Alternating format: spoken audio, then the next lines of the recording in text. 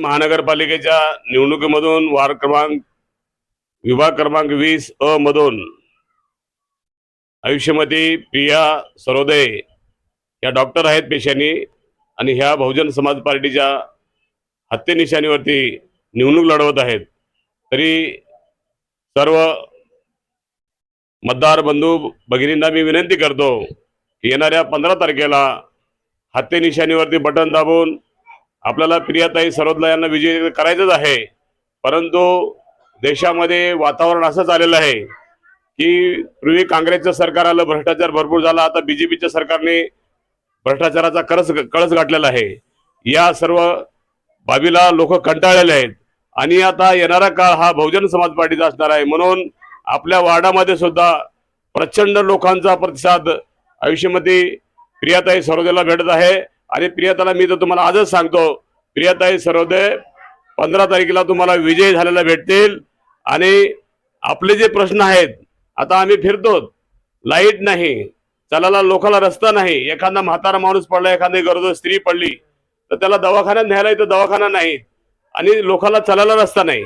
प्रत्येकाने आपापल्या ह्याच्यासाठी आता गरजेपोटी पुढं वाढून लोकांचे रस्ते बंद झालेले आहेत। परंतु इथला जो खंबीर नगरसेवक असला तो नगरसेवक हे होऊ देणार नाही।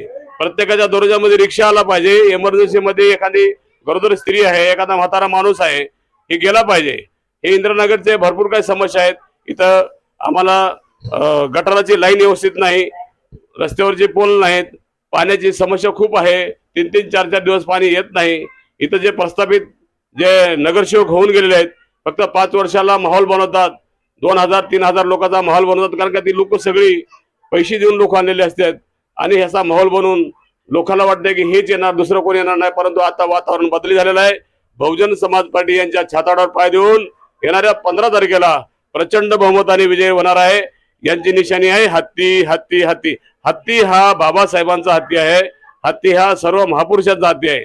म्हणून येणाऱ्या 15 तारखेला तुम्हाला दिसेल की हत्ती सर्वात पुढे असणार आहे रिजल्ट मध्ये आणि मताच्या संख्येमध्ये सुद्धा हत्ती सर्वात पुढे असणार आहे, हीच तुम्हाला दिसायला पाहिजे। एवढंच बोलून मी माझे 2 शब्द संपवतो। जय भीम। तुला काय बोलायचं? यानंतर आपल्या विभागाचे आता प्रभावी नगरसेविका हे आपल्याला 2 शब्द ऐकवते। मी आता इथे संध्याकाळी प्रचारासाठी आलेले आहे इंदिरानगरमध्ये, पण बघता इथे रस्त्याची बिलकुल सोय नाही ना, रस्त्यावरती लाईट नाहीये।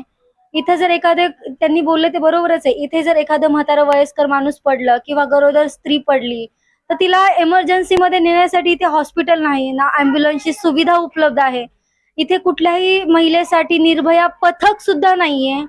तर अशा ठिकाणी आपल्याला विकास घडवून आणायचा आहे। गेले 5 वर्ष इथे कुठल्याही पद्धतीचा विकास झालेला नाहीये, पण बहुजन समाज पार्टी यांच्या माध्यमातून त्यांची उमेदवार म्हणून मी आज यांच्याकडे मत मागायला आलेले आहे, कारण की इथे मला विकास घडवून आणायचा आहे। म्हणजे आता तुम्ही एवढे दिवस इथे राहता, या परिसरामध्ये राहता, तुम्हाला म्हणजे काय काय सुविधा मिळालं म्हणजे कधी होतं कधी नाही होत, पाण्याचं तर प्रॉब्लेम असतं आणि मेन तर रस्ता आहे। आम्हाला येणं जाणं, तुम्ही तिथनं जावा, आता तुम्हाला माहिती पडेल गल्ली केवढी छोटी आणि केवढी मोठी आहे म्हणून। यायला जायला असं कितीनं तर माणसं पडतात, पाय तुडतात, हात तुडतात, तरी काय कोणी ऍक्शन घेतच नाही, असं प्रॉब्लेम होतो। त्याच्यामुळे सगळी सोय झाली तर ह्याच्यापेक्षा चांगलं अजून काय आहे आम्हाला।